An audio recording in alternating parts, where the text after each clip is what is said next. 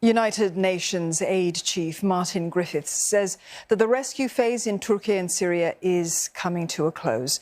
More than 36,000 people have died since powerful earthquakes rocked the countries just a week ago.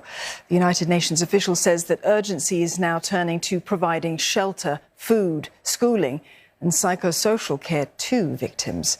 State media in Turkey say rescuers pulled out more than 40 people alive in the last 2 days. But hopes of recovering more survivors, well, that is now fading. With cities in ruins, authorities are concerned about the spread of diseases now. They're sending rabies vaccines and setting up mobile pharmacies in the quake zone. In Syria, the biggest problem is a lack of aid. Relief from government-held regions into the rebel-controlled territory have been held up. A convoy of aid trucks entered northwest Syria last week, but it is not enough. The UN hopes to ramp up relief operations by opening 2 more border points. Other countries, including Russia, also finding ways to send aid over to the affected areas. Россия не оказывает давления на легитимное руководство Сирийской Арабской Республики. Мы находимся в постоянном контакте. Россия прикладывает огромные усилия для оказания помощи пострадавшим на территории Сирии в результате этого разрушительного землетрясения. For the latest, Trent Murray joins us live now from Malatya. He's in Turkey. Trent, the rescue phase, it is coming to an end soon. How are operations transitioning to recovery?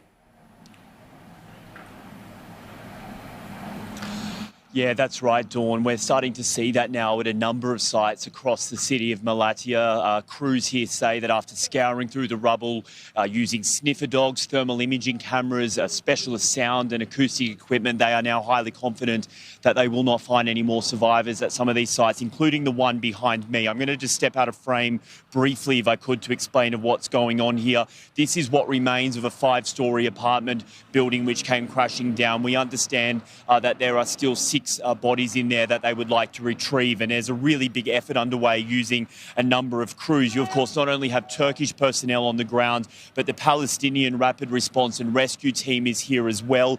They are helping with that. We even have police from the narcotics unit, the canine unit, police divers as well, and I think that just goes to show the scale of how much work there is to do here. They are pulling in personnel from all different law enforcement divisions. Basically, they just need the manpower to get through the scale of this. It is worth mentioning that as we go to where there are still some rescue operations going on, especially in other cities. We've heard in the past hour or so a 70-year-old woman has just been pulled from the rubble, as well as a 6-year-old boy in the city of Adıyaman.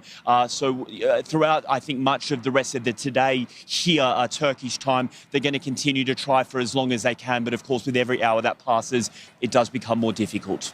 The amount of devastation is just staggering.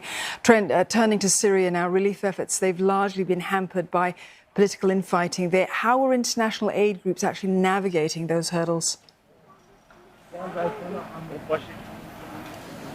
It's incredibly tricky, Dawn. I was actually just speaking to one of the members from the Palestinian group here who was explaining that they have sent 45 members to participate in the Syrian operation, but it is a lot more tricky trying to gain access. That is because Syria, of course, is a real patchwork of different factions and groups and government and non-government loyalists trying to work on this operation from many different angles. With that ongoing civil war and tension, of course, the UN has faced some criticism for not getting in there earlier.